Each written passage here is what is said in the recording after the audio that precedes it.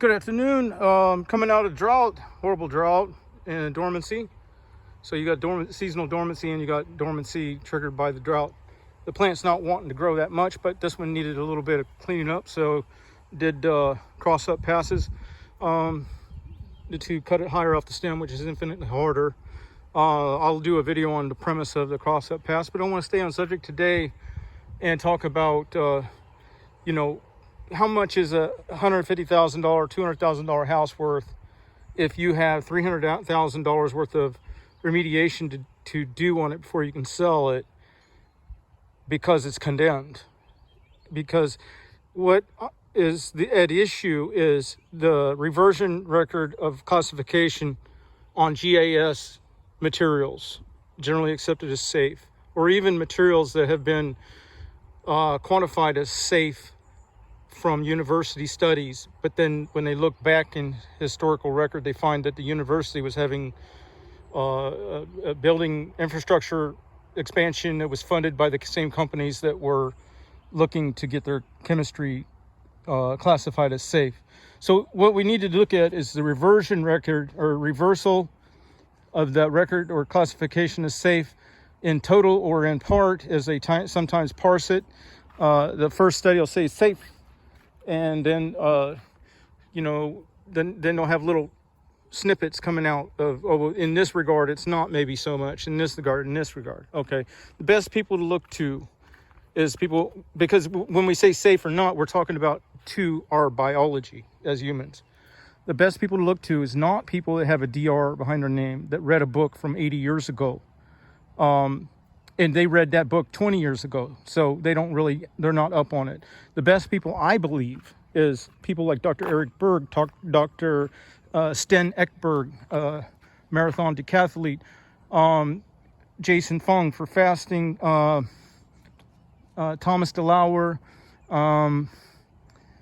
Yeah, I'm missing a few, but either way, these are accredited medical professionals, but they have a focus on current information and current studies because they use that information that's more relevant to today's paradigm, because they're studying the effects of chemistry that didn't even exist when those books were written that quantified those other people as experts. Okay, so if the chemistry didn't exist, then they can't opine because their information base was structured from information that was compiled before the chemistry existed. So those are the people I look to. They're on YouTube, they're free, very concise, very informative.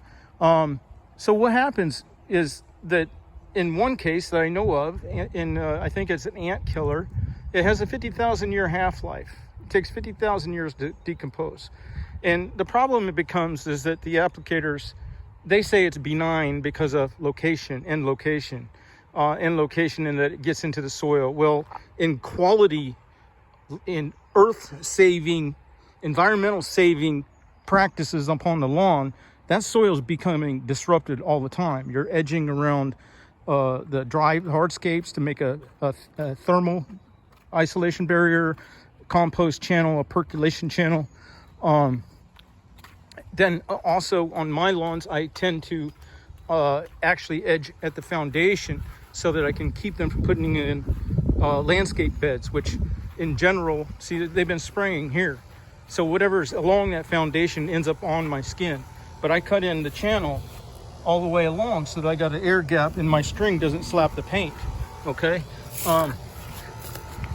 But I'm feeling less and less inclined to do that because people are just using these chemicals like they're candy, and they expect me to be happy about taking a bath in them on a GAS material that later gets reclassified. Well, then it's too late for me. But in 50,000 years, there's also a probability it'll be too late for their vested interest in this real estate, and it'd be too late because there will be another owner within that period of time that will put down another chemical, and the matrix of combination as far as toxicity of those chemicals is unknown and maybe unknowable. I mean, the amount of testing that would be required when you start doing combinations of chemicals like that is unfathomable. And then what you also get is this concept where after dry it's benign. Well, it may be dry, and in a dry form, I don't think it's changing molecular structure or chemistry. I don't think. Or at least some of it isn't, because it can't all be utilized, if that's the qualification for banality. And some of it's going to be residual. Otherwise, they'd have to be applying it daily. And with residual, at least, if not all, will land upon my moist skin or my moist tissues in my eyes, my throat, my bronchial tubes, and be, I guess if you want to say, reactivated. So it's a problem. I'm seeing such a parade of chemical trucks now, and it's, I think, okay, I don't want to offend. Yeah, I don't care really. I will offend. I've never seen it like this, but now we have an influx of a lot of people from up north.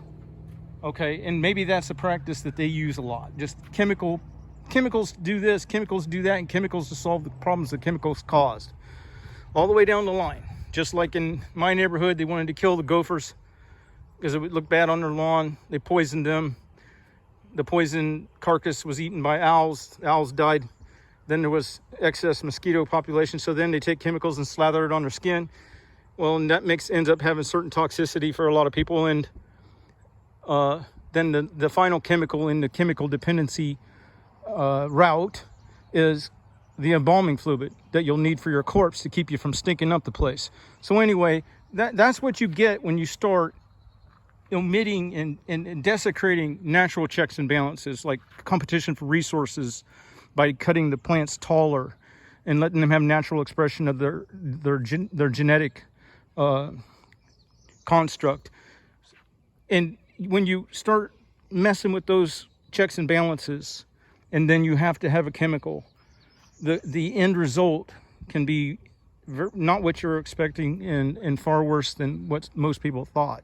All right, y'all have a good day.